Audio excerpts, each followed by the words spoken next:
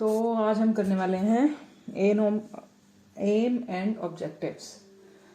M और objective का कल मैंने एक थोड़ा सा वर्ड बताया था तुम्हें कि एम क्या चीज़ और ऑब्जेक्टिव क्या चीज़। एम को समझ लो क्या भाई, एम मैं एम कर रहा हूँ उस चीज़ के लिए, तो हम उसकी किसी चीज़ के लिए एम करते हैं और फिर हम एक तरीके से ट्राई कर रहे होते हैं कि हाँ भाई लग जाए मेरा एम। फिर ऑब्जेक्टिव उसका एक्शन प्लान होता है कि भाई कैसे उस चीज़ का। तो जो अपने स्टडी जो भी करते हैं तो उसके अंदर एम और ऑब्जेक्टिव की जो लिखते हैं कि अब तुम एम लेके चलते हो एक मैक्सिमम एक या दो, बस इससे ज़्यादा नहीं।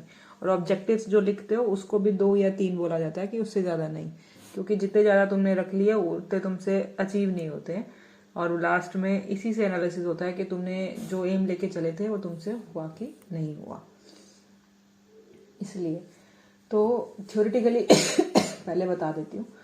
प्रैक्टिकली दोस्त इतनी सी बात होती है कि जितनी जगह तुमको मैं स्टडीज वगैरह दिखाई हैं उनमें देखा होगा, अभी तक तुमने एम ऑब्जेक्टिव खुद लिख के जमा करा दिया होगा, लेकिन एग्जैक्टली इसका प्रैक्टिकली क्या कैसे बेटर बना सकते हैं और क्या बढ़िया वर्डिंग, क्योंकि एक तरीके से ये वर्डिंग ही है, तुम जो सोच रहे हो उसको एक वर्डिंग में डाल के दे रहे हो। और ये एम और ऑब्जेक्टिव ही तुम्हारी स्टडी को की क्वालिटी बताता है कि तुम कितने फाइन नॉलेज है तुम्हारी। और अगर तुम किसी के लिए एथिकल अप्रूवल के लिए जा रहे हो तो वो एम्स और ऑब्जेक्टिव्स देखेगा तुम्हारे सबसे पहले। तो रिसर्च क्वेश्चन क्या है, एम्स ऑब्जेक्टिव्स क्या है, सीधी सी बात। मैथोडोलॉजी क्या है, कैसे तुम करने वाले हो, एथिकल क्लियरेंस लेने में क्या दिक्कत आएगी या कुछ।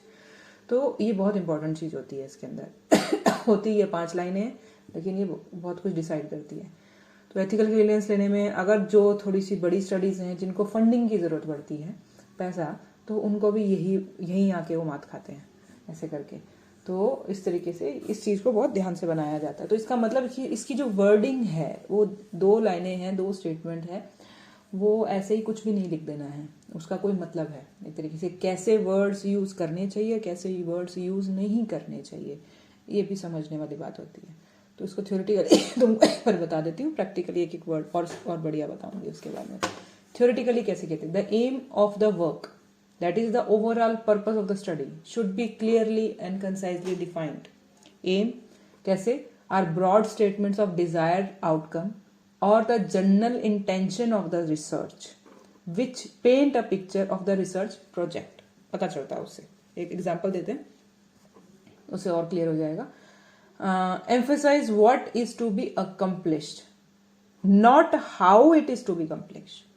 करना क्या चाहते हो, बस होप में वाली वो चीज लिखनी है। कैसे हाउ है वाला वो ऑब्जेक्टिव होता है बस इसके अंदर, एम के अंदर। तो थोड़ा सा ये ब्रॉड होता है, तरीके से ब्रॉड इसलिए ही है क्योंकि जो उसका स्पेसिफिक हो जाएगा, कैसे करने वाले हो वो उसका स्पेसिफिक वर्डिंग्स हो जाएंगे, तो वो ऑब्जेक्टिव इसमें आती है। और address the long term project outcome, that is they should reflect the aspiration and expectation of the research topic.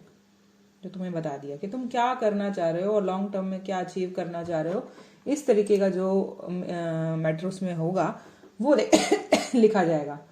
Once aim have been established, the next task is to formulate the objective. Generally a project should have no more than 2 or 3 aim statements, while it may be include a number of objective consistent with them.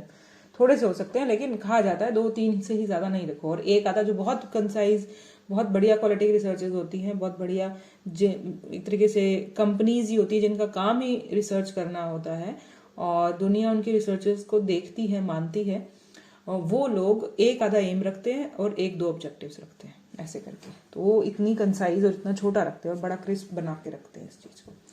ठीक है, तो objectives कैसे होते हैं, एक सबसेंडरी M है एक तरीके से।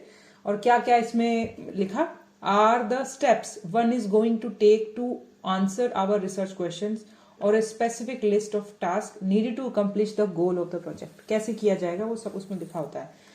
emphasis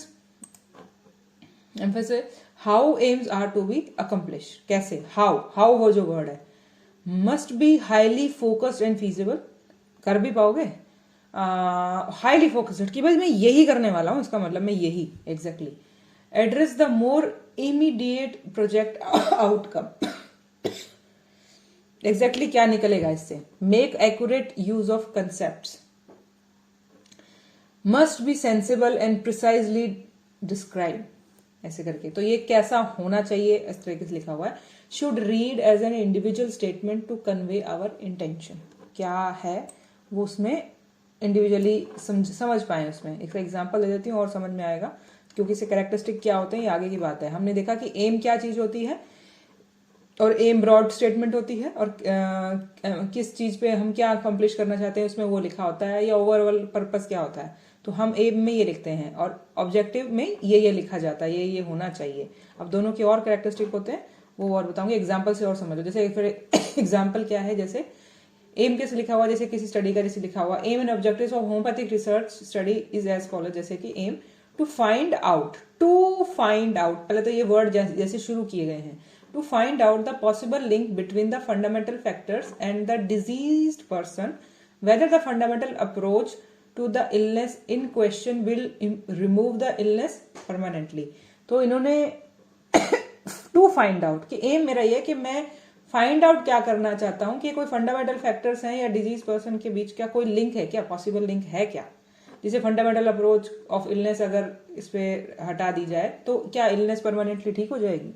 तो मतलब ये एक तरीके से जो हम रिसर्च क्वेश्चन लेके चले थे, उस रिसर्च क्वेश्चन का एक तरीके से नेक्स्ट स्टेप है एक तरीके से, क्योंकि वहीं से आ रहा है। रिसर्च क्वेश्चन के बाद से मेथोडोलॉजी आपके दिमाग से जिसे उसमें डलेगा, तो ये उसका एक तरीके से नेक्स्ट स्टेप है। वहीं से थोड़ी सी वर्डिंग तुम्हें मिलने से हेल्प करेगी, और तुम कहते हो कि भाई मैं दोनों के बीच का लिंक पता करना चाहता हूँ, ये मेरा फाइंड आउट करना है। ऑब्जेक्टिव कैसे करूंगा जैसे to establish the most comprehensive method of treatment of the illness. अब ये सब कुछ होगा कैसे कि मैं फंडामेंटल फैक्टर और डिजीज पर्सन के बीच क्या कोई फैक्टर है, जैसे सोरा अगर फंडामेंटल कोई फैक्टर है और वो उसको डिजीज कर रहा है, क्या इन दोनों के बीच में कोई लिंक है, और मैं एक फंडामेंटल फैक्टर को हटाता हूं तो दूसरा हट जाता, ठीक हो जाता है, परमानेंटली इलनेस ठीक हो जाती है।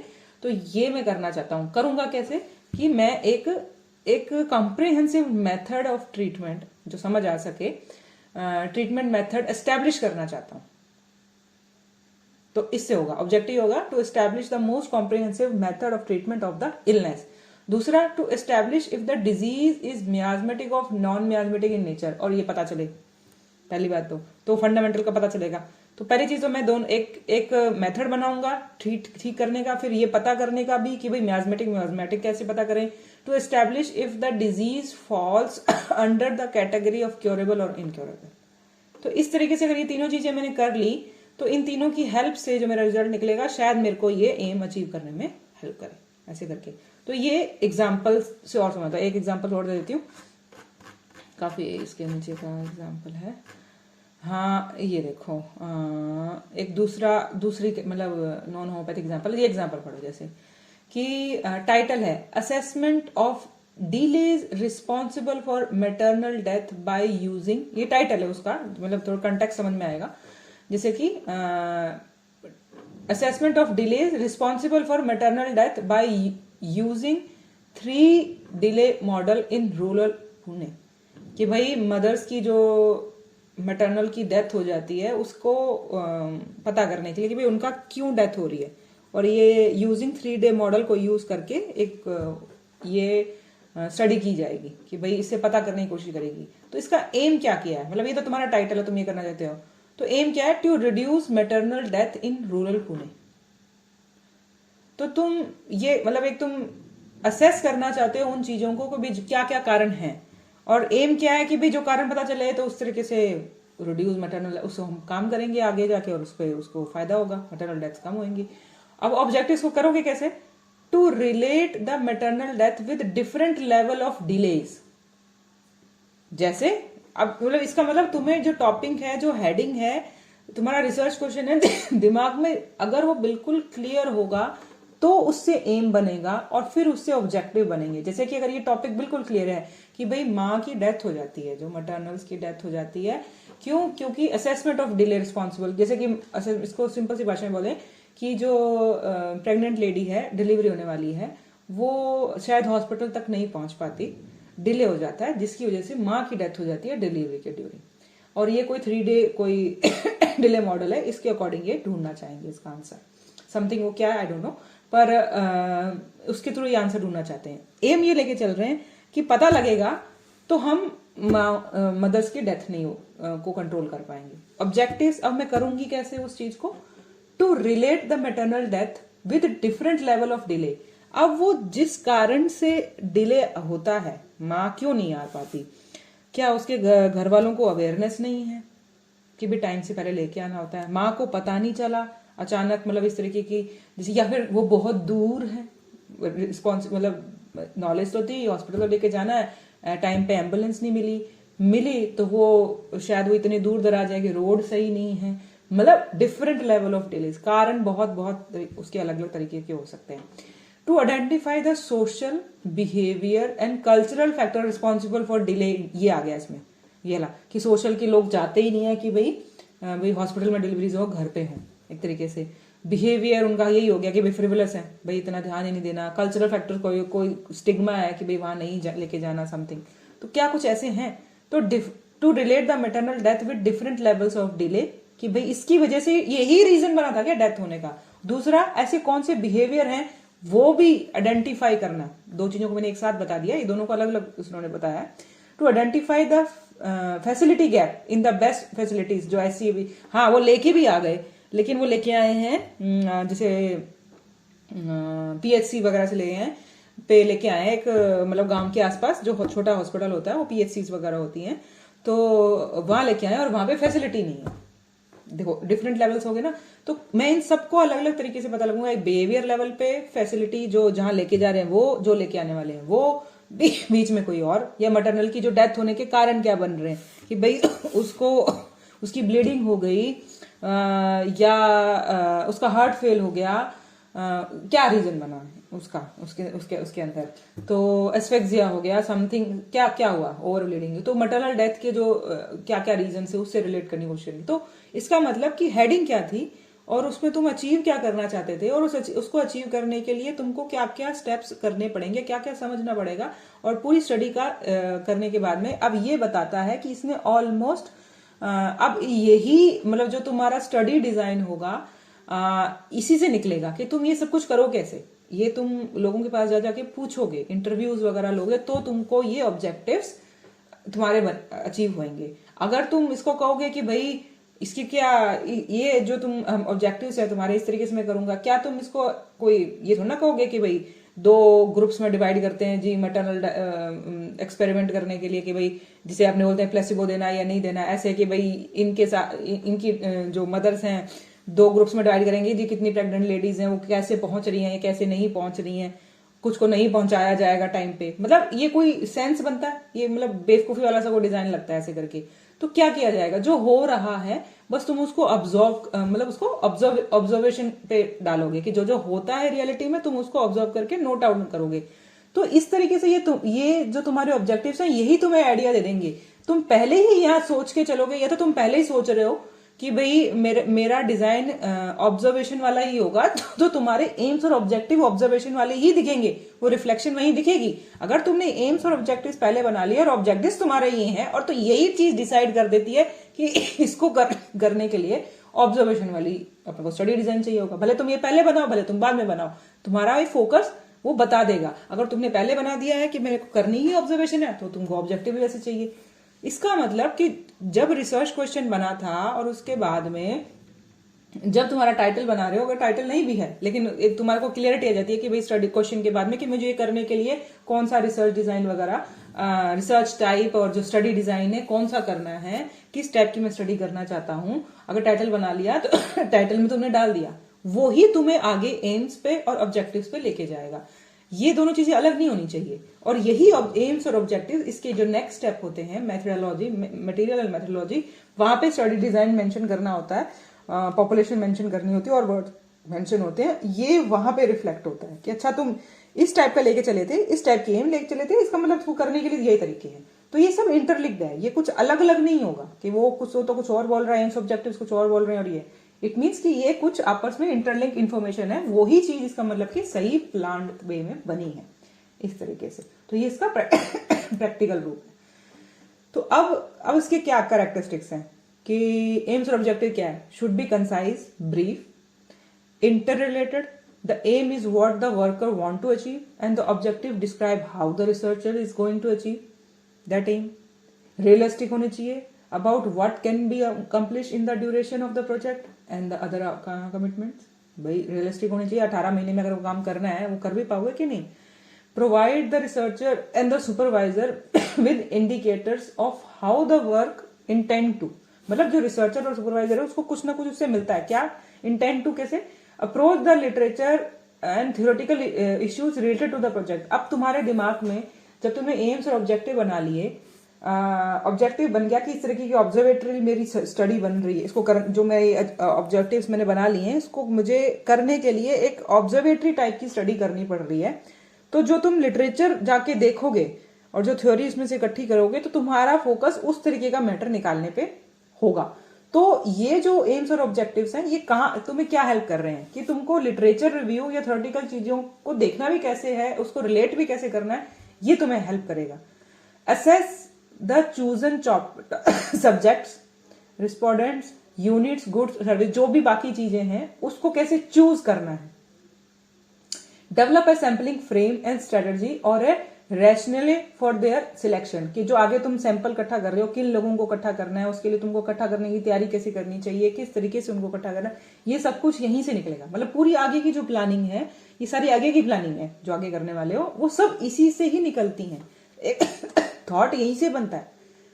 Develop a strategy and design for data collection and analysis, कैसे उन लोगों को अप्रोच करोगे, ऑब्जर्वेटरी स्टडी कर रहे हो, उन लोगों से वो कैसे तुमको वो लोग मिलेंगे, तुमको कैसे पता चलेगा कि कौन कौन प्रेग्नेंट वुमेन्स हैं आसपास वाले इलाके में। तुम एक प्लेस डिसाइड कर रहे हो कि भाई मैं इस एरिया में मतलब मेरा ये 50 किलोमीटर वाला एरिया, इसमें मैं देखूंगा। अब उसमें कौन कौन प्रेग्नेंट है तो इसका डेटा कहाँ से मिलेगा, और जो जहाँ से डेटा मिल गया, मान लिया कि हॉस्पिटल से डेटा मिल गया, एक वहाँ का जो PSC उससे डेटा मिल गया, अब वहां से डेटा कैसे मिला कि भाई जो कुछ लोगों ने वहां के बताया होगा, वहां से ऑलरेडी ट्रीटमेंट ले रहे होंगे, उन्हीं का पता है। लेकिन ऐसे बहुत लोग जहाँ PSCs पे जाके पता ही नहीं, घर पे ही वो प्रेगनेंसी है, उन्होंने कोई ट्रीटमेंट नहीं ले रहे, उनका पता ही नहीं है।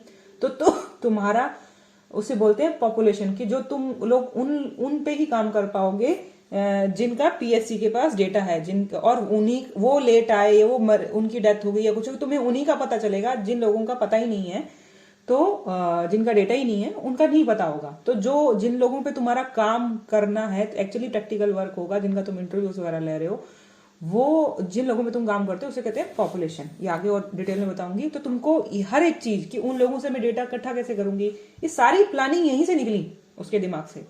Deal with ethical and practical problems in the research, कोई एथिक्स भी है, उनसे पूछना भी चाहिए, नहीं भी पूछना चाहिए, क्या जरूरत पड़ी उनको बताने की, आगे सब कुछ।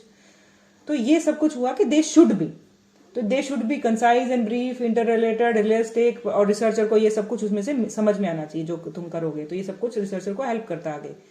और दे शुड नॉट बी क्या, टू वेग, एम्बिशियस और ब्रॉड एंड स्कोप, कि मतलब बहुत ही बड़ा कोई मेजर टास्क नहीं ले लेना है तुमने, कि जो समझ सका कि भाई पूरे राजस्थान का कर लूंगा, पूरे इंडिया का कर लूंगा। ये कोई बेवकूफी वाली बात है, ऐसा ना तो अचीव कर पाओगे ना कुछ होगा।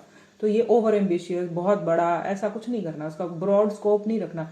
जितना छोटा और कंसाइज रखोगे उतना ढंग से काम हो पाएगा और उससे वो चीजें अचीव भी हो पाएंगी। ये बहुत बड़ी प्रॉब्लम आती है इसके अंदर। Just repeat each other in different terms, कि जो एम में लिखा है वो ही चीज घुमा के किसी और वर्डिंग में ऑब्जेक्टिव में डाल दी, ये नहीं करना। या ऑब्जेक्टिव में जो लिखा है वो घुमा के एम में लिख दिया, ये नहीं है, ये बिल्कुल नहीं करना। Just a list of things related to your research topic, कि भाई रिसर्च टॉपिक था, मतलब क्या मान लिया कि भाई मेरा रिसर्च टॉपिक जो क्वेश्चन या लेके चला हूं उसी के कुछ घुमा फिरा के वर्ड यहाँ लिख दिए कि लिस्ट ऑफ थिंग्स, कि भाई एलर्जिक राइनाइटिस के अंदर मैं समथिंग होम्योपैथी का क्या उसमें बेनिफिट हो सकता है। दूसरी लाइन में लिख दिया कि भाई परमानेंट ठीक कर सकती है होम्योपैथी की नहीं कर सकती। मतलब तुम वो ही वर्डिंग को घुमा फिरा के लिख रहे हो, उसका कोई सेंस नहीं बना रहे हो। सेंस है ये, इतना डीप लेवल पे सेंस बना है इसका, और सच में लग रहा है कि तुम सच में कोई काम करने वाले हो। उसमें तो लगता है कि वर्ड्स घुमा रहे हो बस। Contradict the method, next point जो है कॉन्ट्राडिक्ट द मेथड, तुम्हें बता दिया कि तुम आगे जो मेथड बनाने तुम लेके चले थे कि ऑब्जर्वेटरी वाला, और तुम यहाँ पे ये ऑब्जर्वेटरी वाला ना बनाओ, कुछ और ही बना डालो ऑब्जेक्टिव, तो वो अलग हो जाएगा बिल्कुल। That is they should not imply methodological goals और स्टैंडर्ड ऑफ मेजरमेंट, प्रूफ और generalise the finding that methods can not sustain. मतलब वो ये कि भाई अलग नहीं होना चाहिए, जो तुम लेके चल रहे हो वो सब एक धागे में पिरोए हुए लगने चाहिए। एट द कंक्लूजन, लास्ट में क्या होगा कि इस एम ऑब्जेक्टिव से मिलेगा क्या, जब लास्ट में हम कंक्लूजन लिखेंगे, at the conclusion of the project one will need to assess whether or not the objectives were met, if not why not.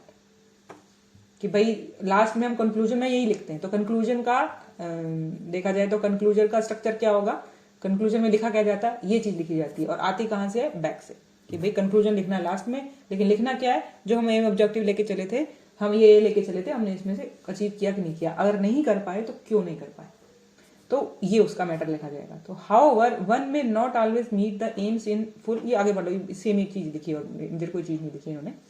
तो ये है पूरा स्ट्रक्चर कि भाई एम क्या चीज थी और ऑब्जेक्टिव क्या चीज थे, एग्जाम्पल दे दिया तुमको दो, एक होम्योपैथी वाला एक दूसरा, और वो कैसे बनते हैं उनका आपस में, और वो उनकी कैरेक्टरिस्टिक, ये चीज वो मतलब होना चाहिए उन लोगों में, उन दोनों चीजों में, और ये चीज नहीं होनी चाहिए, लास्ट में कंक्लूजन में ये चीज यूज होगी इसके अंदर।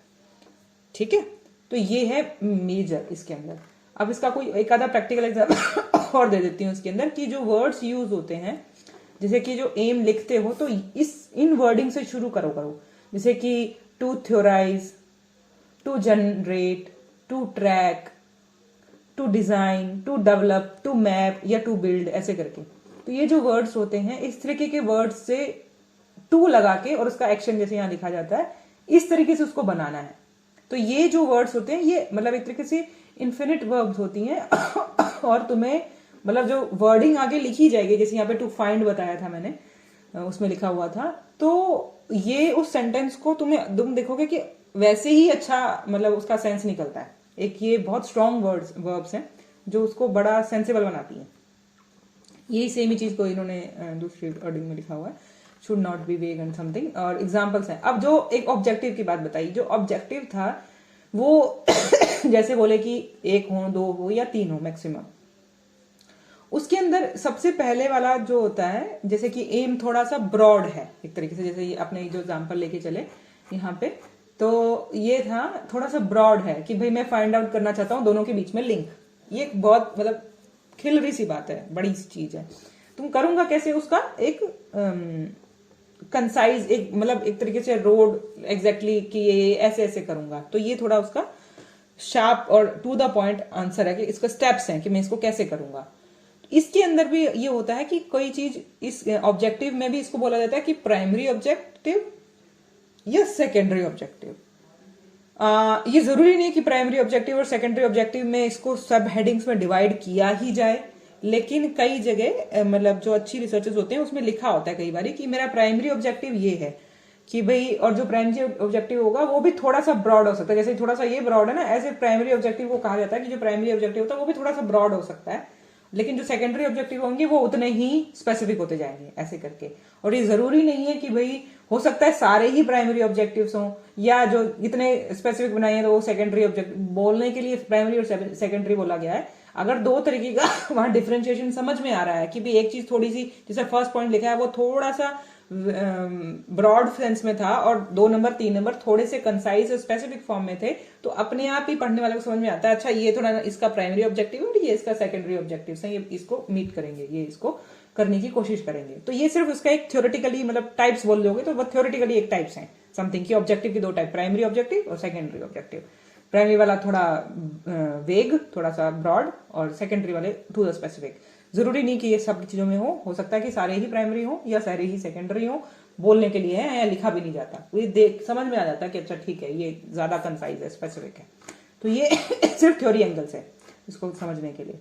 अब इसके अंदर और क्या वर्ड्स थे जो जैसे कि बोला जाता है कि ऑब्जेक्टिव्स हो, ऐसे ही वही जो हम पीको वाले और ऐसे करके पढ़ के आए थे, ऐसे ही इसको कहा जाता है कि जो ऑब्जेक्टिव्स होते हैं इस तरीके से हों, लिखे जाएं, जैसे कि स्पेसिफिक, मेजरेबल, अचीवेबल, रियलिस्टिक। कैसे? Specific, avoid general statements, include detail about what you are going to do, बिल्कुल स्पेसिफिक हो। Measurable, there should be a definable outcome कि भाई उससे ये निकले, ऐसे करके। अचीवेबल हो, रियलिस्टिक हो उसके अंदर, और लॉजिक बनता हो, टाइम कंस्ट्रेंट हो। ये सबसे बड़ी बात होती है कि भाई इतने टाइम में ये हो भी जाएगा, तो इसलिए इसको मोटे तौर पे बोला जाता है इस स्लाइड के अंदर कि भाई एम क्या है, what you are hoping to achieve, objective क्या है कि वो एक्शन इसको करने के लिए, ऐसे कहा जाता है ऐसे। तो ये डिफरेंस है दोनों के बीच का। और जो ये वर्ड्स है मेनली, तो ये जो वर्ड्स हैं ये इसका क्लिक करो कि भाई क्या स्ट्रॉन्ग वर्ब्स बोला जाता है और क्या वीक वर्ब्स बोला जाता है, ये उसमें लिखने के लिए। जैसे कि collect, construct, classify, develop, divide, measure, produce, revise, reflect, synthesis, ये सारे स्ट्रॉन्ग बोला जाता है। अगर तुम ये लिखोगे टू कलेक्ट ऐसे करके, टू कंस्ट्रक्ट, टू क्लासीफाई, तो ये सब बेटर वर्ड्स हैं। ये जो वर्ड्स हैं ये वीक वर्ड्स बनाते हैं, to listen, to perceive, to understand, to this है, to inquire, to consider, to learn, to know, to appreciate. मतलब ये जो वर्ड्स हैं, ये वर्ड्स अगर तुम उसमें लिखते हो, उसकी सेंटेंस की स्टार्टिंग इन वर्ड से करते हो, तो इनको वीकर बोला जाता है। कि बोला कि ये वर्ड्स अवॉइड किया करो, ये आजकल इसको अच्छा नहीं समझा जाता, इस तरीके के वर्ड्स यूज किया करो, तो उससे हमारा सेंटेंस अच्छा बनेगा और सेंसेबल, नॉलेजेबल पसंद लगता है एक तरीके से उस चीज का। ठीक है, ऑलमोस्ट यही है कि एग्जाम्पल एक ये, एक दूसरा है, बाकी एक सुपर एग्जाम्पल, बड़ा एग्जाम्पल, इसी समझ आना चाहिए बस। Should not be this and this. हाँ, एम्स एंड ऑब्जेक्टिव के बारे में अच्छा, एनसीएच वालों ने एक ये स्लाइड दिया था बस। ये 2 स्लाइड उन्हीं की है, उन्होंने भी ये दी। Specific, measurable, achievable, relevant, time bound, smart format में होनी चाहिए, और एम क्या होना चाहिए। अब ये समझ में आएगा तुम्हें। What you are trying to find out from this study. Aims और ऑब्जेक्टिव्स में क्या होना चाहिए कि तुम क्या ढूंढना चाहते हो। What do you wish to accomplish from this study. Aim में बोला, aim is a statement to of intent using written in broad terms. Intent, इच्छा, तुम्हारा होप, तुम कर पाओगे, तो इंटेंट है जो कि एक ब्रॉड टर्म्स में लिखा हुआ है। Aim is a statement. They set out what you hope to achieve, वही चीजों को इसमें और लिख दिया। अब ऑब्जेक्टिव्स मोर स्पेसिफिक स्टेटमेंट्स होती हैं, बस फोकस होता है कि वो तुम कैसे अचीव करोगे। लास्ट में ईच ऑफ विच रिप्रेजेंट की सेक्शन ऑफ रिसर्च प्रोजेक्ट, की भाई ऐसे करके ये करने वाले हो। ठीक है, तो ये है एम्स और ऑब्जेक्टिव। 5-10 लाइनें हैं, लेकिन ढंग से कंस्ट्रक्टिव तरीके से बनी होती हैं, तो बहुत यूजफुल होती हैं ये वाली। ठीक है, चलो अब इसमें कोई क्वेश्चन है तो मुझे बताओ, नहीं तो आगे चले।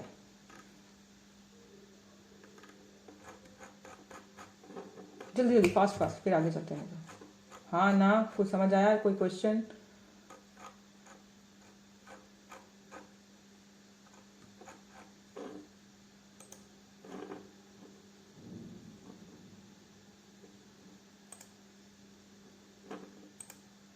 समझ आया? एक को आया, बाकी जल्दी जल्दी ट्राई करो। होश में हो ये बता दो मुझे, तुम्हारे कानों में गया।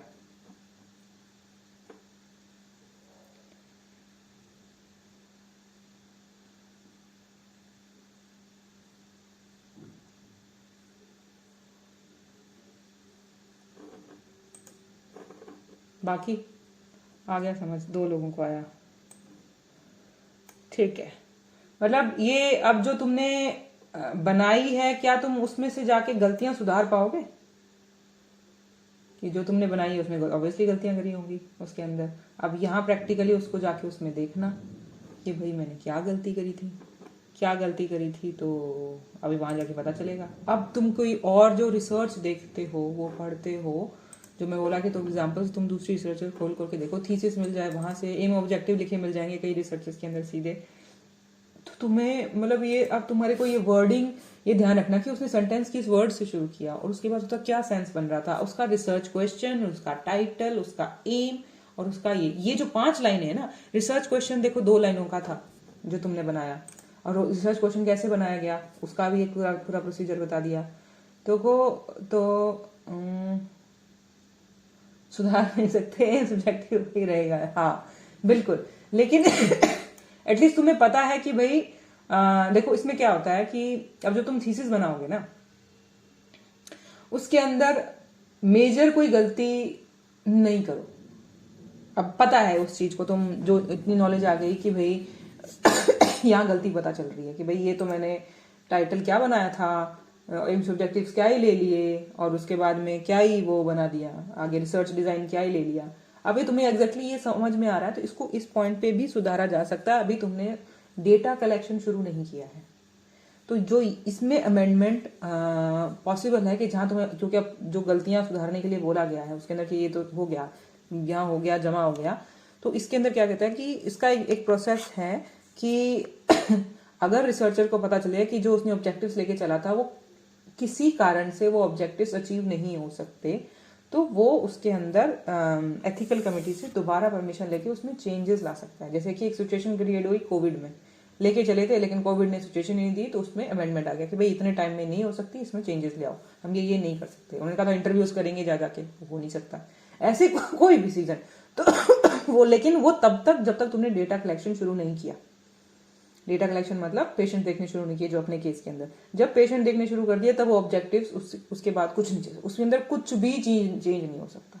ये आज तुम अगर आज से पहले कि भाई मेरा डेटा कलेक्शन अभी शुरू ही नहीं हुआ है और आज तक जो तुम कागजों में चेंज करना चाहते हो वो चेंज करवा सकते हो एथिकल कमेटी से और कॉलेज से परमिशन लेके इसके अंदर कि मैं ये चेंज करना, इसमें चेंज करना है। उसके बाद अब वो चेंज नहीं हो रही या कॉलेज वाले नहीं कर रहे परमिशन, वो सेकेंडरी, वो प्रॉब्लम है। लेकिन तुम्हें प्रोसेस बता रही हूँ कि ये प्रोसेस है एक, कि तुम जो बनाए, फाइनलाइज किया, एथिकल कमेटी से एक बार पास करवा दिया, कॉलेज वालों ने परमिशन दे दी और तुमने काम करने लगे। लेकिन काम करने के टाइम तुम्हें प्रैक्टिकल, इसलिए पायलट स्टडी करी जाती है कि वो प्रॉब्लम पहले ही पता कर लो, बाद में ना चेंज करते फिरना उसको। वो चेंज होती भी नहीं है क्योंकि इतना गंदा प्रोसेस होता है कि सब जगह जमा हो चुकी होती है, सब जगह सबके साइन हो चुके होते हैं, वो अमेंडमेंट करने को तैयार ही नहीं होते। उसके अंदर यही करो, गलत है तो तुम्हारे सिर पे है, ऐसे वाली बात होती है। तो यहाँ लेकिन इस प्रोसेस में, इस विंडो में जब तक डेटा कलेक्शन शुरू नहीं हुआ है, तो इस टाइम बाउंड के अंदर वापस से अगर वो प्रोसेस किया जाए, अमेंडमेंट करके परमिशन लेके उस चीज को अमेंड किया जा सकता है। ये बहुत टाइट टाइम है एक तरीके से, बस डेट। लेकिन अगर तुम्हारा उस पर लिखा गया ना कि मेरा केस आज की डेट का, तो उसके बाद ऑब्जेक्टिव चेंज नहीं होते ऐसे करके। तो या तो तुम वो केसेस ही कैंसिल कर दो, नए केसेस लो और उसके बाद के परमिशन डेट के बाद के वहां से ये प्रैक्टिकल उसकी लूप होल है, वहां से निकला जा सकता है। लेकिन स्पेशल केसेस के अंदर, जैसे कोविड में स्पेशल केस ही था और वैसे भी उसके अंदर, तो ये हेल्प करता है। लेकिन ये प्रोसेस है, ऐसा कुछ नहीं है। बहुत बढ़िया रिसर्चर्स से भी गलती होती है और वो अमेंडमेंट करवाते हैं अपनी, तो वो हेल्प करती है उनको। उससे उल्टा स्टडी और बेटर होती है। तुमने अपनी गलती को इतनी जल्दी पकड़ लिया तो उसमें सुधार के अपने को तुमको हेल्प मिलेगी उसके अंदर।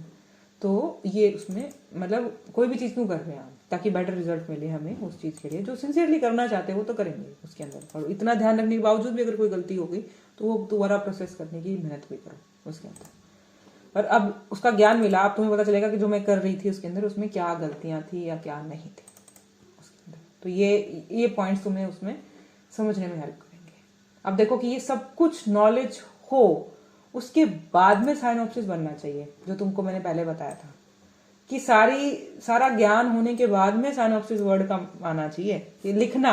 साइनॉप्सिस तुमको बताया था स्टेप्स में, साइनॉप्सिस लिखना कब, जब उससे पहले सब कुछ जो तुम्हारे दिमाग में हो चुका है, सारी नॉलेज हो चुकी है, तब जाके साइनॉप्सिस बनने वाली बात होती है। यहाँ तो साइनॉप्सिस बना लिया गया, उसके बाद पढ़ रहे हैं। तो ओरिजिनली प्रैक्टिकल चीज है, पर ऐसा नहीं होना चाहिए क्योंकि वो चीज़ सुधारी जा सकती है। जब सुधारी जा सकती है तो फिर क्यों ही पंगा ले रहे हैं। चलो फिर आगे चलते हैं नेक्स्ट टॉपिक। तो नेक्स्ट टॉपिक था इसके अंदर है हाइपोथेसिस। हाइपोथेसिस थोड़ा बहुत तुमको मैंने आइडिया दे दिया था क्या चीज़ थी हाइपोथेसिस, प्राइमरी और सेकेंडरी और नल हाइपोथेसिस और अल्टरनेट हाइपोथेसिस। उसका बेटर जो अंडरस्टैंडिंग है और बढ़िया आगे वाले उसमें बायोस्टैट जब कराऊंगी उसके अंदर भी बहुत अच्छे से समझ में आएगा।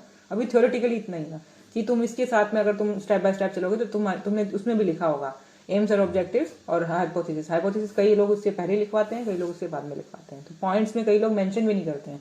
तो जो तुमको मैंने पॉइंट्स हेडिंग्स दी थी उसके अंदर हाइपोथेसिस लाइन वर्ड में कहीं डला भी नहीं होता, तो कई लोग इसको सब हेडिंग्स में डाल देते हैं, एम्स एंड ऑब्जेक्टिव्स, और उसके बाद हाइपोथेसिस इसी के अंदर डाल देते हैं। तो मतलब ये एक फॉर्म आएगा, इन्हीं के आसपास का हेडिंग है, लेकिन घुसता कहाँ पे, ये अलग अलग फॉर्मेट्स में होता है। कई लोग इसको जस्ट इससे पहले डाल देते हैं, कई लोग इसके बाद में डाल देते हैं और अलग हेडिंग्स बनवाते हैं, मतलब अलग ही पेज की, जैसे कि इंट्रोडक्शन, और हम पढ़ के आए एब्स्ट्रैक्ट इंट्रोडक्शन, और इस तरीके से हम पढ़ के आए इसके अंदर टाइटल। तो ये अलग अलग हेडिंग्स है, तो उतनी इंपॉर्टेंस देके उसको हाइपोथेसिस को उतनी दी जाती है। और हाइपोथेसिस जैसे बोला कि एम्स और ऑब्जेक्टिव्स 5-4 लाइनों वाली बात है, ऐसे ही हाइपोथेसिस एक आधे पैराग्राफ की बात होती है। जैसे कि तुमने स्टेटमेंट क्या ली और उसका नल हाइपोथेसिस क्या बनता है और उसका अल्टरनेटिव हाइपोथेसिस क्या बनता है, और तो हम प्रूव क्या करेंगे, अल्टरनेटिव वाला जो हम प्रूव करने चले थे इसके अंदर। उसके लिए हम एनफ डेटा इकट्ठा करते हैं कि नहीं करते। अब वो उसका जो एग्जैक्टली और प्रैक्टिकल रूप जब तक बायोस्टैट में घुसेंगे तब वो एग्जैक्टली और अच्छे से समझ में आएगा। अब उसका भी जो नेक्स्ट रूप है, नेक्स्ट स्टेप है वो आता है मेथड्स एंड मटेरियल्स। अब ये सोचो कि मेथड्स एंड मटेरियल वर्ड पे सोचो कि मेथड क्या चीज होती है, मटेरियल क्या होता है, ऐसे करके हेडिंग।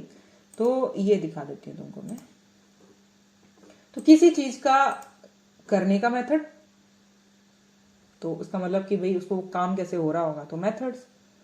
मटेरियल, उस काम को करने में क्या क्या मटेरियल यूज हो रहा होगा। तो इसका जो फॉर्मेट है कि इसके अंदर क्या क्या लिखा जाएगा, तो कॉलेज तुम्हें एक फॉर्मेट देता है जो तुमने भरा होगा। उसमें लिखा होगा कि पॉपुलेशन, एज और ये सम प्लेसिबो या pharmacy, inclusion criteria, exclusion criteria, investigation, type of the study, और क्या क्या इसके अंदर, सैंपल, कैलकुलेटर, और बहुत हेडिंग्स होती हैं इसके अंदर जाके, डाइट एंड रेजिमेंट समथिंग।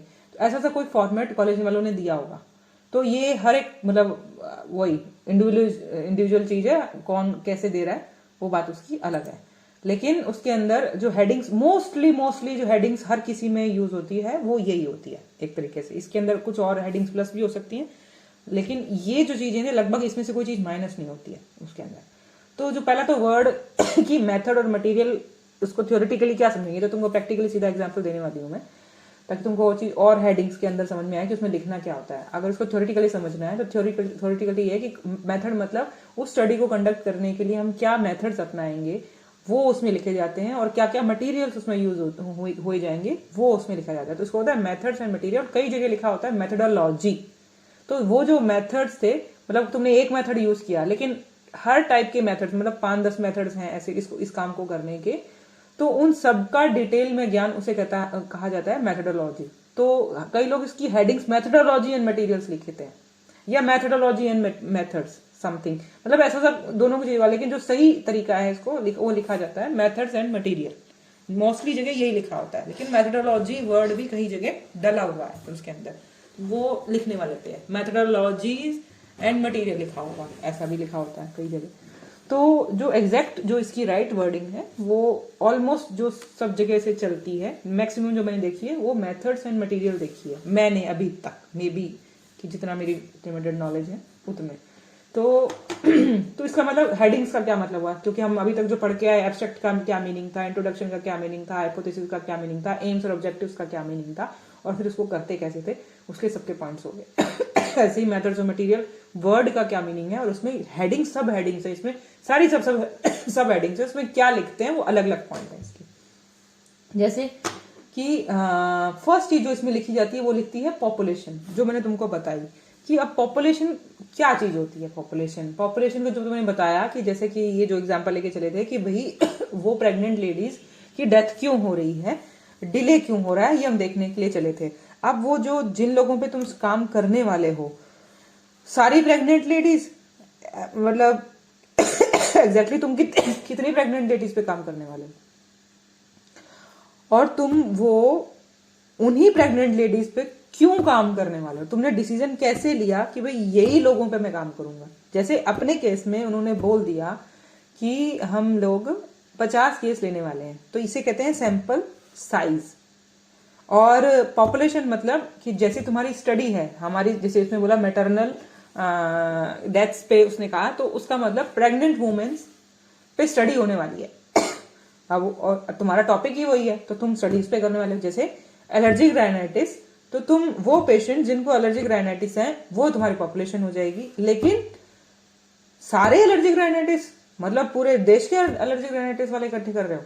नहीं, मैं वो एलर्जिक राइनाइटिस वाले जो मेरे कॉलेज की ओपीडी में आएंगे, वो लोग होम्योपैथी लेने आने वाले मेरे कॉलेज के अंदर इस टाइम पीरियड से इस टाइम पीरियड के अंदर, मतलब मेरी स्टडी 1 जनवरी से शुरू होके 31 दिसंबर को खत्म हो रही है, तो इस टाइम पीरियड के अंदर जो लोग ओपीडी के अंदर लुधियाना कॉलेज में आ रहे हैं वो लोग मेरी पॉपुलेशन होंगे। तो पॉपुलेशन मतलब जिन लोगों पे तुम स्टडी करने वाले हो, और स्टडी एग्जैक्टली करते हैं सैंपल पे जिन पे तुम्हारा आंसर निकलने वाला है। जैसे कि अब मान लिया कि कॉलेज में एलर्जिक राइनाइटिस के तो केस आएंगे, मान लिया कि पूरे साल में 500, रोज के 3-4 बंद करके 365 दिन थे, 365 दिनों के अंदर से कि रोज के एटलीस्ट 2 निकालो तो 600-700 केसेस हो गए, ठीक है। तो अब वो उसके अंदर, लेकिन तुम इतने लोगों पे स्टडी थोड़ा ना कर रहे हो, तुम तो 50 लोगों पे कर रहे हो, लेकिन तुमने बोला क्या कि इस टाइम पीरियड और इस टाइम के पीरियड के अंदर जो आने वाले लोग हैं उन पे करेंगे स्टडी। तो उन पे करेंगे तो वो तो होएगी पॉपुलेशन, मतलब एक तरीके से बोला जाता है कि एलर्जिक राइनाइटिस के केसेस जो तुम आंसर निकालोगे 50 लोगों को सिलेक्ट करके, और उससे जो आंसर निकलेगा उस आंसर का उस लोगों पे जनरलाइज रिजल्ट, इसको जनरलाइज कह सकते हैं। मतलब जैसे कि जो आंसर निकला कि भाई होम्योपैथी ठीक करती है, मतलब अगर तुम लेके चलोगे 30 पोटेंसी एलर्जिक राइनाइटिस के अंदर बहुत बढ़िया निकाली, या मान लिया कि भाई सिलिशा 30 अच्छी थी, इसके अंदर हमारे रिजल्ट इसमें अच्छे निकले, तो 50 केसेस देके हमने ये रिजल्ट निकाला। तो जो वो रिजल्ट होता है वो पॉपुलेशन पे लगा दिया जाता है, मतलब उस पॉपुलेशन, मतलब अगर हमारे पास 700 लोग आए थे तो हमने 700 तो देखे नहीं, लेकिन ये कहा जाता है कि भाई जो रिजल्ट है वो उन लोगों पे जनरलाइज करके उस पे कहा जाता है कि अगर वो 700 लोग सबके सब ऐसे ट्रीटमेंट लेते तो वो सब लोग ठीक हो जाते। तो जो हमारा रिजल्ट जिन पे अप्लाई होने वाला है, मेजर जो मेजोरिटी होगी उसे कहते हैं पॉपुलेशन, उस एरिया में उस टाइम पीरियड में इस तरीके से, और उन पे अप्लाई होने वाली होती है। तो जनरल हमारा आंसर आता है, और उसमें से हम सब लोगों पे नहीं करते, उसमें से हम सैंपल पे करते हैं, मतलब 50 लोग निकाल के और उस पर स्टडी कर रहे होते हैं, लेकिन उस स्टडी का जो आंसर आएगा वो उन पे अप्लाई होता है, जनरलाइज होता है। तो जैसे कि मैटरनल्स हमने इकट्ठी की, तो जितनी वो मैटरनल्स कि भाई उस एरिया की सारी मैटरनल जो प्रेग्नेंट वुमेन्स थी, उनमें से हम स्टडी करने वाले, हमारे पास जो सैंपल बचा था वो सिर्फ इतना ही था कि वो लोग जो लोग हम जिन पे स्टडी कर पाए, और स्टडी करने हमारे पास पीएचसी से लिस्ट मिली, ये हमको 150 लेडीज की लिस्ट मिली है, हमने इन पे स्टडी करी है, लेकिन ये उसी जगह पे रहने वाले लोग हैं, और हम ये समझते हैं कि जो इन 150 लोगों के साथ हुआ होगा और जो उससे आंसर निकला होगा वो उन सब आसपास वाले उस एरिया पे ऊपर बाकी लेडीज के साथ भी हो रहा होगा, एक तरीके से। तो ये एक तरीके का सेंस समझा जाता है, वरना और यही अचीव करने के लिए हम कर रहे होते हैं ना, कि भाई नहीं तो हम सब लोगों पे तो स्टडी कर ही नहीं सकते। तो जो हम डिसाइड करते हैं कि हम इतने लोगों पे स्टडी करेंगे, अब वो लोग 50 लोग या 100 लोग तुमने डिसाइड करे कैसे? एक जैसे मैटरनल वाले में तो हमने कर दिया डिसाइड कि भाई जो जिन लोगों की उसके पास लिस्ट थी, अब मे बी उसके पास लिस्ट 1000 लोगों की हो, लेकिन तुम 1000 लोगों की स्टडी नहीं कर रहे हो, तुम लोग कर रहे हो 50 केसेस ले रहे हो। अब उस 1000 में से भी तुम 50 केस कैसे डिसाइड कर रहे हो?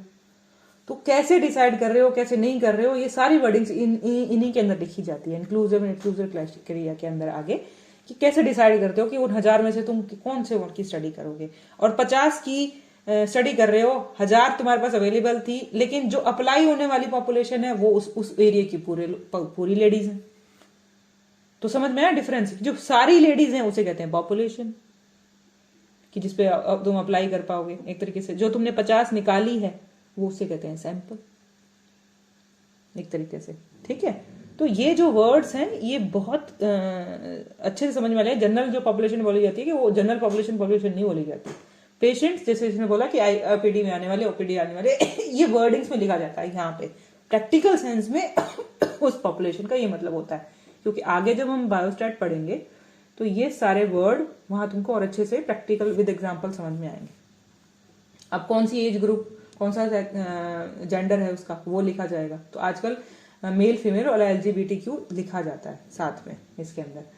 तो अब एज ग्रुप लिखा जाएगा, पीडियाट्रिक के देख रहे हो या ओल्ड एज देख रहे हो, कौन से देख रहे हो, तो वो एज ग्रुप लिखा जाता है कि ये लोग इंक्लूडेड है। मेडिसिन कौन सी दे रहे हो, ये वाली, या एक कोई स्पेसिफिक मेडिसिन है, या लिखी जाएगी कि भाई medicine will be selected after repertorisation and confirmation by the materia Medica.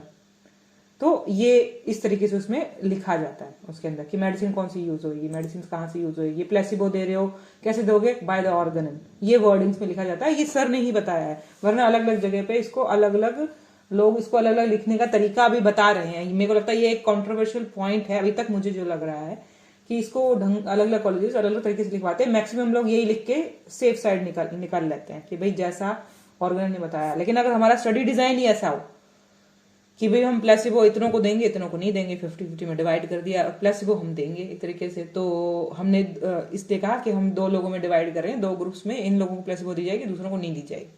अब जो ये ये वाली स्टडी थी जो लिख दिया कि ऐसा जैसे कि ऑर्गन ने बताया है। ऑर्गन ने क्या बताया है, सिंगल डोज दो, उसके बाद पीएल पे डालो।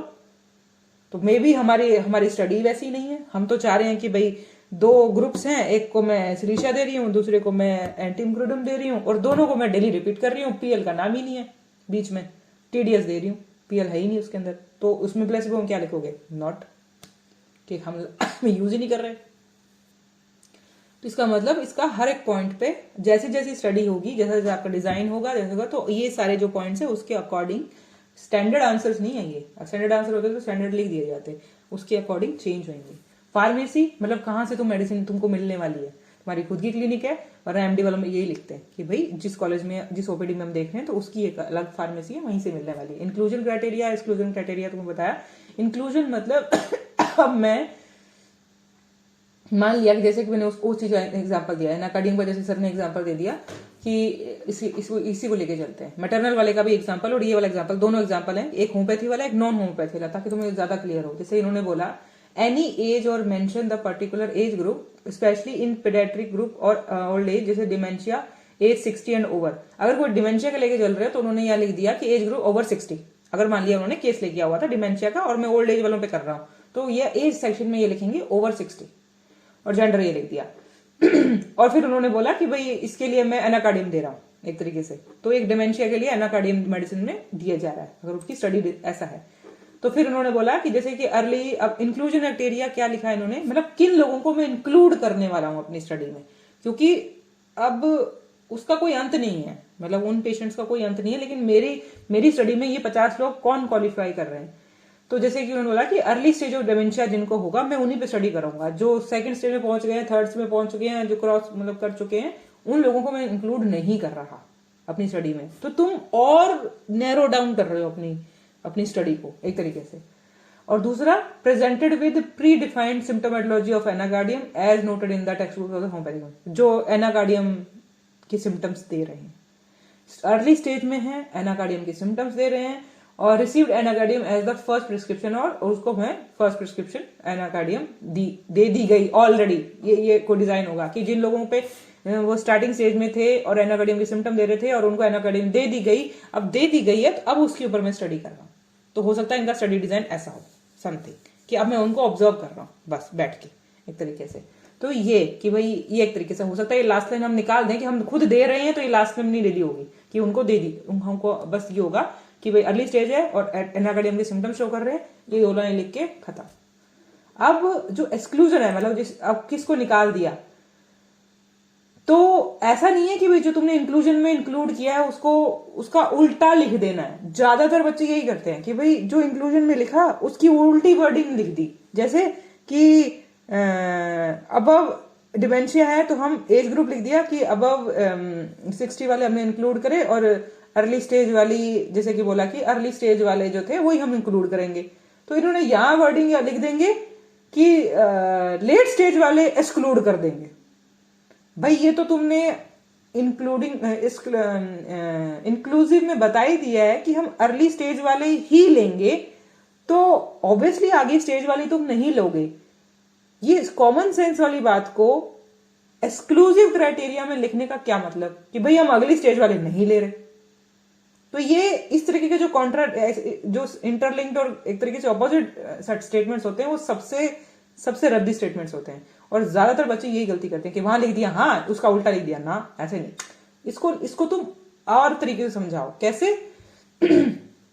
जैसे बोला वेस्कुलर डिमेंशिया या डिमेंशिया विद अच्छा जो इस टाइप की और टाइप की डिमेंशिया है, मतलब वो सिर्फ एज से रिलेटेड जो डिमेंशिया हो रहा है उसी को इंक्लूड कर रहा है, और जिसमें एनाकार्डियम इंडिकेट हो रही है। लेकिन डिमेंशिया और भी रीजन से होते हैं, वो जो अदर टाइप के डिमेंशिया के रीजन होते हैं, मे भी इंजरी हो गई, मे भी सम अदर टाइप का बीपी की वजह से किसी वजह से, वो अगर कोई रीजंस हैं और वो लोग मैं अपनी स्टडी में एक्सक्लूड कर दूंगा, उनको मैं नहीं अपनी स्टडी में ले रहा।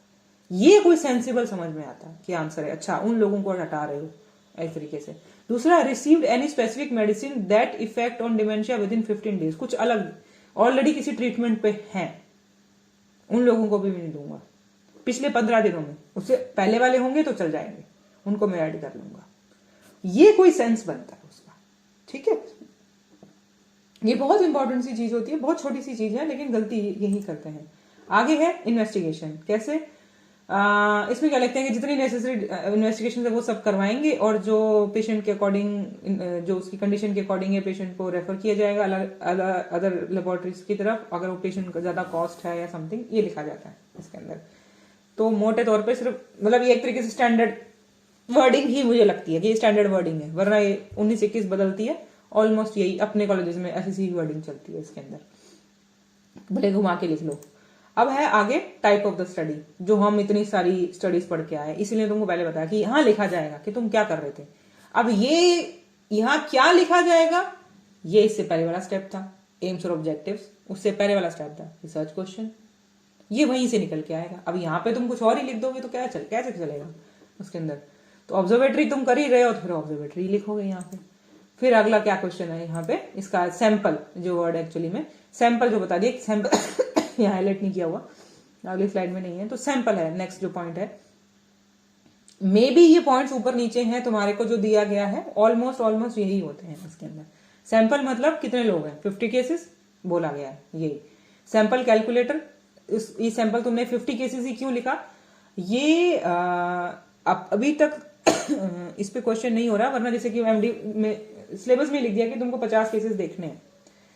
पर हर एक स्टडी को जो उसका रिसर्च क्वेश्चन है, जो उसका टाइटल है, एम्स ऑब्जेक्टिव्स हैं, और जो स्टडी टाइप है, अगर 50 केसेस में उसका आंसर नहीं निकलता, अगर तो क्या, पहली बात ये कोई बताता ही नहीं, इन रियल वर्ल्ड कोई नहीं बताता कि तुमको 50 केसेस ही लेने हैं।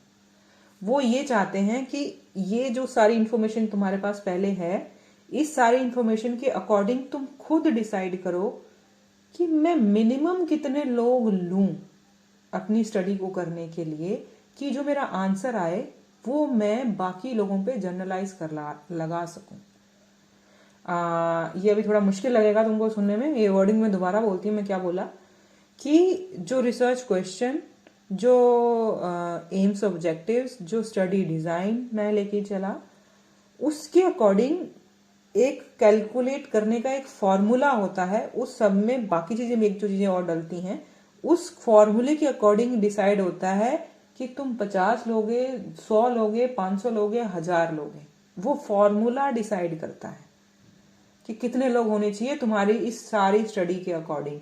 अगर ये तुम 526 लोगों उस पे आया आंसर, तो 526 लोगों पे तुमको स्टडी करनी है, तब जाके जो स्टडी का आंसर आएगा उसका कोई सेंस बनेगा। अगर तुमने उससे कम लोगों पे स्टडी करी है तो उस रिजल्ट का कोई सेंस नहीं है, मतलब उस पर डाउट होता है कि भाई ये कम सैंपल साइज, छोटा सैंपल साइज है, इसके आंसर को हम सब लोगों पे नहीं लगा सकते। ये आंसर है उस चीज का, ये उस पे इसमें प्रॉब्लम आती है। तो मोस्टली लोग जो अपने में प्रॉब्लम आती है वो ये थे कि वो सैंपल साइज कैलकुलेट नहीं करते, उस कैलकुलेट के अकॉर्डिंग उसको अप्लाई नहीं करते, उतने लोगों पे स्टडी नहीं करते, कम लोगों पे करके आंसर दे देते हैं। जैसे इसको प्रैक्टिकली करे दूसरी लैंग्वेज में बोलूं तो बोला कि भाई मेरे पास सिलिशिया 200 ने 5 केस ठीक कर दिए थे नेजल पॉलिप के, और कितनी बढ़िया काम करती है। दूसरा होम्योपैथ कहेगा भाई मेरे को रिजल्ट ही नहीं मिले, वो कहेगा 5 केस मैं ठीक करिए, दूसरे ने कहा 10 केस करे, तीसरे ने चौथे किसी और करे।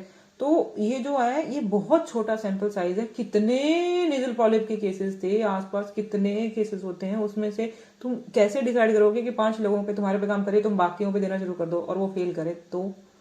तो ऐसा क्या, कितने केसेस का नंबर हो तुम्हारे पास, 100, 200, 500, 1000 की, अगर उन सब पे 1000 लोगों में अगर सिलिशिया 200 काम कर गई और उन सबको ठीक कर गई, तो तुम ठोक पीट के ये कैसे हो कि यार ये सैंपल साइज इतना मैंने लिया मेरे स्टडी डिजाइन के अकॉर्डिंग, मिनिमम कैलकुलेट करके बताया इतना सैंपल साइज होना चाहिए था, मैंने उतने सैंपल साइज के अंदर देखा, सबको लेके देखा और मेरा रिजल्ट ये निकला है। तो वो जो ठोक के बोला जाएगा वो होगा एक्सेप्टेबल इन रिसर्च वर्ल्ड, और फिर वो उस चीज की वैलिडेशन हो जाती है कि अच्छा इसका मतलब सच में विषय 200 काम करती है। वरना जो इतना छोटा सैंपल साइज हो, तुम भले तुमको क्लिनिक में बैठ के रिजल्ट मिल रहा है, जो अब 99% लोगों के साथ यही हो रहा है, तो इसलिए वो रिसर्च वर्ड में एक्सेप्टेबल नहीं।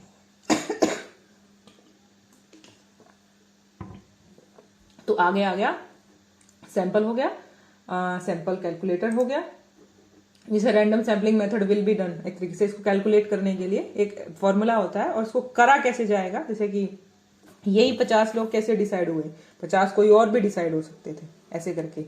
तो वो जैसे तुमको बताया कि सैंपल करने के तरीके, सैम्पलिंग टेक्निक्स, कि भाई रैंडम है, रैंडमली डिसाइड किया गया कि कोई ये या लॉटरी से निकाला गया, या सम और तरीके हैं, उसको आगे और पढ़ेंगे उसके अंदर, ये अलग चैप्टर है एक तरीके से।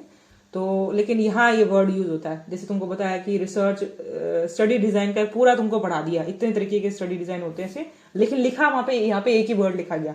ऐसे ही सैंपल कैसे कैलकुलेट करते हैं, इसका पूरा चैप्टर है, उसमें से एक चीज डिसाइड करके यहाँ लिख दी जाएगी, बस वो चैप्टर तुमको बाद में बताऊंगी इसके अंदर, ठीक है। अब उसका स्टैटिकल एनालिसिस, ये भी यही है कि भाई कैसे इसका एनालिसिस किया, ये स्टैटिस्टिक्स में पढ़ेंगे। तो ये सब उसकी हेडिंग्स में कवर होता है। रिसर्च टेक्निक इसके अंदर कि कौन सी टेक्निक दी, तूने लेबोरेटरी में बैठ के काम किया या क्या क्या किया, टेक्निक्स में उसमें एग्जाम्पल होते हैं, वो लगता है। ट्रीटमेंट मेथड, ये समथिंग जो इसकी स्टैंडर्ड है, कि रिपीटेशन ऑफ द डोज कैसे होती है, कि हर 15 दिन में रिपीट करनी है या कैसे रिपीट कर रहे हो।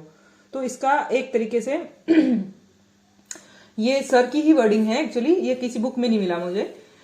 सर ने बोला कि भाई हर 14 दिन में मेडिसिन का रिपीट करना, ये जो तरीका है कि हर 14 दिन में मेडिसिन को रिपीट कर रहे हैं, ये कोई एलोपैथी में की रिसर्च जो उनकी डिजाइन्स वगैरह है उसमें कोई सेंस बनाता है, मतलब आई डोंट नो, सर ने उसको एक्सप्लेन भी नहीं किया कि वहां पे बनाता है, ये उन्होंने देखा किसी कहीं शायद पढ़ा है।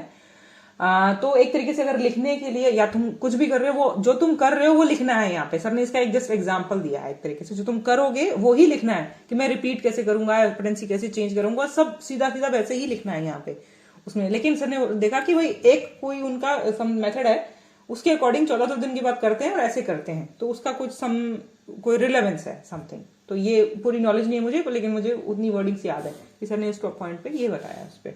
तो इसका ये प्रैक्टिकल बात सोच के छोड़ देना, लिखने के लिए ये लिखनी है, थ्योरेटिकली ये लिखनी है, जो तुम कर रहे हो वही लिखना है। डाइट रेजिमेंट जैसे ऑर्गन ने बोली है, ड्यूरेशन कितनी है, 1 साल है, 18 महीने है, जो भी है इस तरीके से। तो असेसमेंट ऑफ फॉलोअप कैसे करने वाले हो तुम, follow up will be done as per the instruction of supervisor, कि उसने बोला है कि भाई मुझे 15-15 दिन का चाहिए, मुझे बोला कि 1 महीने का चाहिए, और जैसी टाइप ऑफ द स्टडी है आपकी, अगर बोला कि इनफर्टिलिटी का केस है जी, तो तुम उसका क्या देख रहे हो, कितने टाइम में तुम फॉलोअप ले रहे हो उसका, हर महीने ले रहे हो, हर 3 महीने में ले रहे हो, और 6 महीने में ले रहे हो, कैसे ले रहे हो। और यहाँ यही पता चला कि तुम्हारा कोई केस एक्यूट रेनाइटिस का, तो हर 3 दिन के बाद ले रहे हो, तो उसमें बताएगा कि असेस कैसे कर रहे हो और फॉलोअप कैसे ले रहे हो, एक तरीके से। तो बस यहाँ तक है। तो मतलब इसके अंदर और भी पॉइंट सकते हैं। तो मेन मतलब कुछ तरीके के मुद्दे वाले, अगर कोई और पॉइंट्स भी है तुम्हारे वाली उसके अंदर, तो उसमें क्या लिखना है तो मुझे बता देना। ऑलमोस्ट मोटे तौर पे यही कवर हो रही है ज्यादातर इसके अंदर। तो ये होता है मटेरियल एंड मेथड इसका। और इंक्लूसिव क्राइटेरिया, पॉपुलेशन, और ये वर्ड्स ही इसमें ज्यादातर कंफ्यूज करते हैं इसके अंदर, और एक फॉर्मेट दिया हुआ होता है। तो अपने ने अभी तक क्या इसमें वर्ड वाला, title, reason of choosing a topic something, abstract, introduction, research question हमने कर लिया, रिव्यू ऑफ लिटरेचर कर लिया, एम्स ऑब्जेक्टिव कर लिया, मेथड मटेरियल कहा, रेफरेंस वगैरह इसके आगे का है। तो आज इसका इतना ही है कि भाई ये एक इसके आगे की जो वर्डिंग्स हैं, आगे जो इसका हम और पढ़ने वाले हैं, इसका है कंक्लूजन, जो सर ने अभी तक इसमें नहीं डाले हुआ। कंक्लूजन, डिस्कशन, रिजल्ट, वो सब कुछ भी इसमें करेंगे, और बाद में लास्ट में होती है रेफरेंसेस इसके अंदर, ठीक है। तो बताओ, आज के लिए ये इतना ही करते हैं, इससे ज्यादा करूंगी तो 2 चीजें मिक्स हो जाएंगी तुम लोगों की।